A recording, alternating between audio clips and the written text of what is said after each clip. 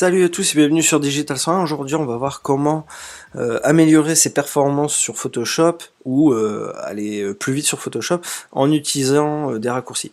Donc par exemple, qui n'a jamais fait une sélection en se disant ah mince c'était pas là que ça devait être et recommencer moult fois. Donc moi je vais vous donner une petite astuce, bon je pense qu'il y en a beaucoup qui doivent connaître, mais c'est par exemple on fait notre sélection et on peut bouger en restant appuyé sur espace notre sélection pour vraiment la mettre là où on a envie.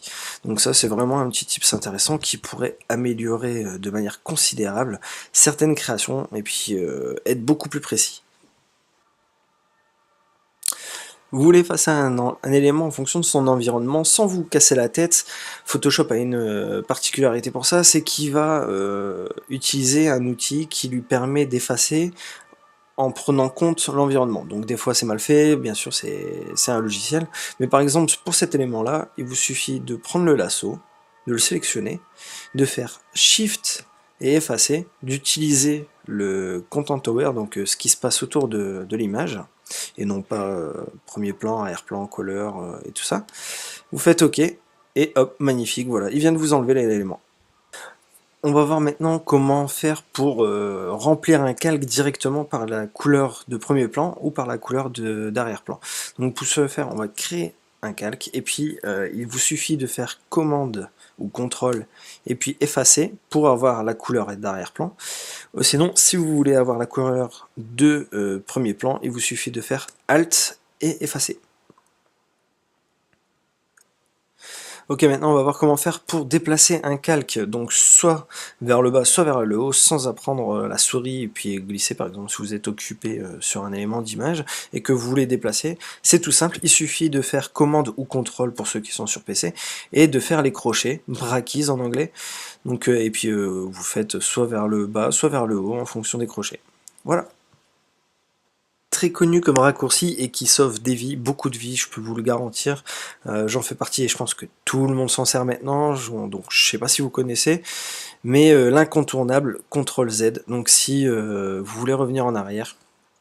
Donc voilà, si vous faites CTRL Z ou commande Z une fois, ça fera juste revenir en arrière et revenir sur ce qui a été fait avant. Donc un petit avant-arrière.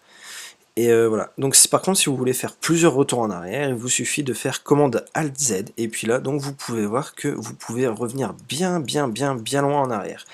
Si jamais vous voulez augmenter ce nombre de contrôles en arrière, il vous suffit de faire par exemple commande K pour ouvrir le panneau des préférences, aller dans les performances, et puis vous pouvez changer l'historique de retour en arrière. Donc voilà. Vous avez fait une ou des sélections et puis vous voulez tout désélectionner d'un coup, c'est super simple sans passer par ces panneaux là. Il vous suffit d'appuyer sur commande et D. Maintenant on va voir comment changer les modes de fusion de manière assez rapide et simple. Donc le tout, on prend par exemple un nouveau calque, ensuite on va faire un dégradé. Donc on voudrait voir les différents styles qui puissent se proposer avec le mode de fusion. Donc pour ce faire, en étant avec la sélection, on maintient Shift et on fait plus ou moins pour naviguer dans les options de mode de fusion, pour voir qu'est-ce qui pourrait correspondre au mieux à ce qu'on attend.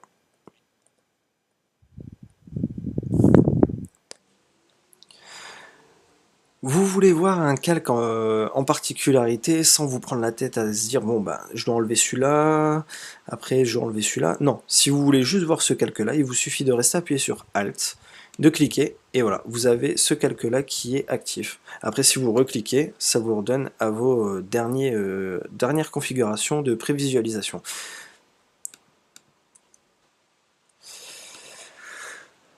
Vous avez presque fini avec votre création, mais vous avez besoin de tout ce que vous voyez là, exactement comme ça, sur un seul et même calque. Pour vous, j'ai la solution, donc on va fusionner tous ces calques qui sont présents, qui forment votre image, en un seul et même calque et en le mettant au-dessus. Donc pour ce faire, il vous suffit de rester appuyé sur commande ou contrôle, sur Alt, sur Shift et sur E en même temps, et voilà. Ça vous crée un calque qui est au-dessus des autres, avec tout ce qui a été créé. Une couleur vous plaît particulièrement pour mettre en avant une autre image, par exemple. Pour ce faire, rien de plus simple, il vous suffit, en ayant le brush de sélectionné, d'appuyer sur la touche Alt pour avoir la pipette à portée de main, et donc sélectionner la couleur qui vous plaît. On va voir maintenant comment utiliser le masque actif de sélection. Donc c'est tout simple, il suffit d'appuyer sur la touche Q quand vous avez fait une sélection, ce qui fera apparaître votre sélection de manière différente en rouge. Donc après, en utilisant le pinceau, vous pourrez affiner ou non ou retirer des éléments de la sélection. Donc en réappuyant sur Q, nous allons repartir du coup sur la sélection en pointillé. Ensuite, il vous suffit plus que faire Refine Edge, donc je sais plus comment on dit en français. Voilà, ok. Et puis là, on va inverser le masque. Et puis voilà, vous avez fait votre sélection. Vous avez pu utiliser votre tablette pour être un peu plus précis à certains endroits.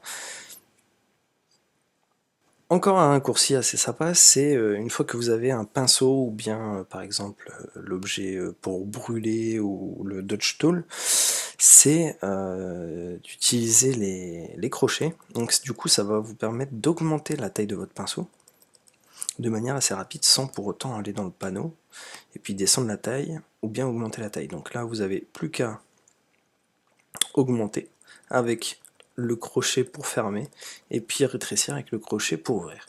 Donc par exemple voilà, on peut très rapidement utiliser ceci. Donc par exemple là je veux un petit peu plus fin pour faire l'ombre au niveau de la main.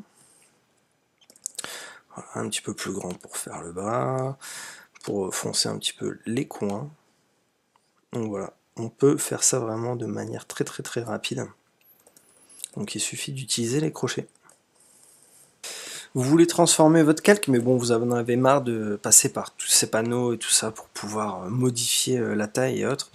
Rien de plus simple, vous sélectionnez votre calque que vous voulez modifier, vous faites commande et T, et puis du coup, vous pouvez modifier comme vous voulez l'élément que vous désirez.